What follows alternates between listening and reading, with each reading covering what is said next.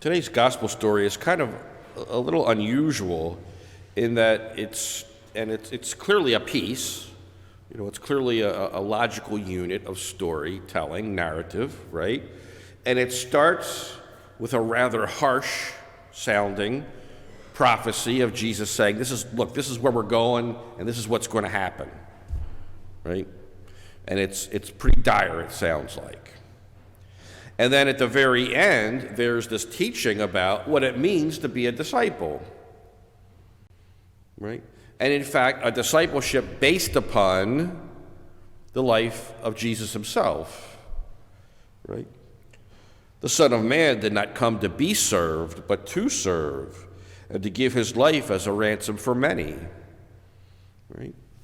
That's why we're here today. That's why we're here any day. That's why we celebrate the liturgy, the Mass. The Mass is kind of the liturgical representation, if you will, of that giving, right?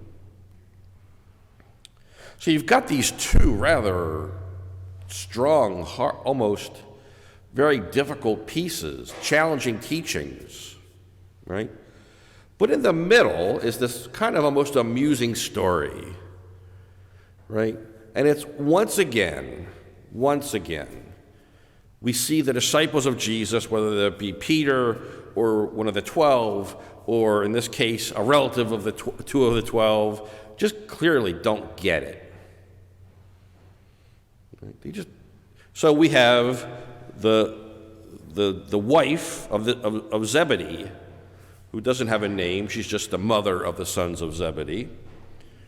And she's like dragging she's dragging her sons up with her to Jesus, and they probably don't really want to go, right? Like, oh, Ma, leave him alone,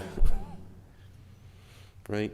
And she's trying to make a deal almost. Hey, when you come into your kingdom, and what is she thinking? She clearly hasn't heard what Jesus just said, or if she heard it, she didn't really hear it. That's the key, isn't it? She heard, but she didn't really hear. Right? Her physical hearing took in those stimuli, but she didn't get it. And out of that, then she's kind of like trying to make a deal so that her sons might have a good, get a good position, when the kingdom comes. Clearly, she has no idea what she's asking for. And Jesus reminds her of that, and reminds her that it's not even for him to give. Right? This whole little dynamic is one that I think we can all probably relate to. We often hear God speaking, as it were, but oftentimes we don't really hear. Or better said, we hear, but we're not really listening. That's one point. The second point is what we talked about yesterday, what we saw in the gospel yesterday. That question, why do we do what we do? Right? Clearly, Zebedee's wife had the wrong idea about how this all worked. Right? They've been good boys, they've been faithful to you. Give them a promotion. Right?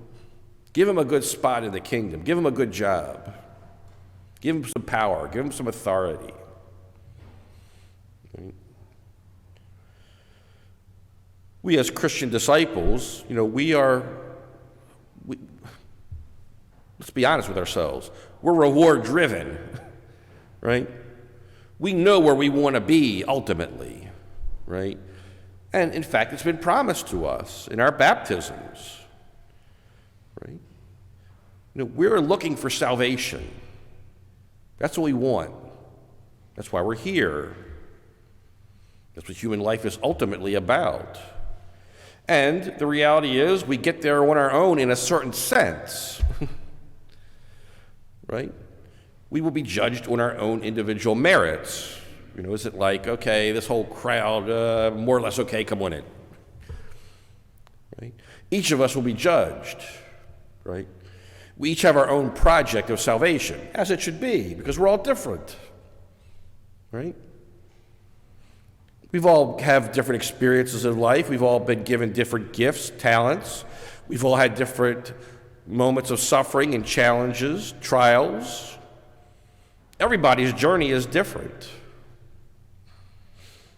right? We all have our own road to sanctity. We have our own road to sainthood. And we have to walk that as best as we can. And my journey is different from your journey, is different from everybody else's journey in this room and in this world, right? But we don't want to take that too far, as our Protestant brothers and sisters do at times, right? Where it's kind of like this, it's just me. It's me, I got to get there, you know? One of the beauties of our faith is we believe in church. We're here to help each other on the journey. And that's the last part of that message that Jesus offers us today, right? Just as the Son of Man did not come to be served, but to serve, we are called to the same.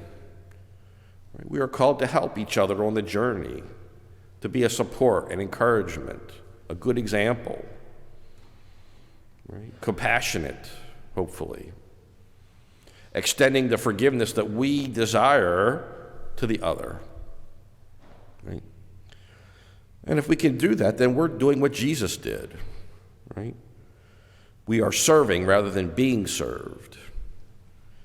And in doing that, we also do what Jesus did. We give our own lives as a ransom for the many.